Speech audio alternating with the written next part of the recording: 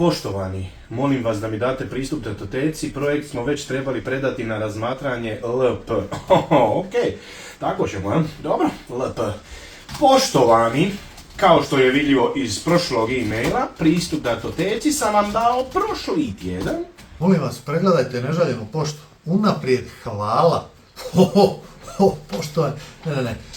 Najpoštovaniji e-mail adresa na koju ste podijelili pristup Je moj privatni e-mail, a ne poslovni. Ugodan ostatak dana, najljepši pozdrav. Najljepši pozdrav.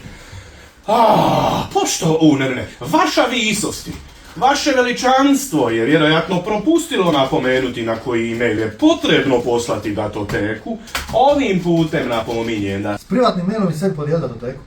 Želim vam najbolji radni tjedan u životu. Tako ćemo.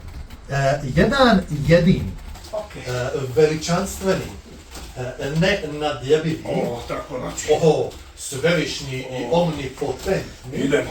Zasigurno je vama lakše, pošto ste se mogući, Ja sam sve mogući, naravno. podijeliti datoteku. Najbolje da sve napravimo. Tamo gdje originalno trebalo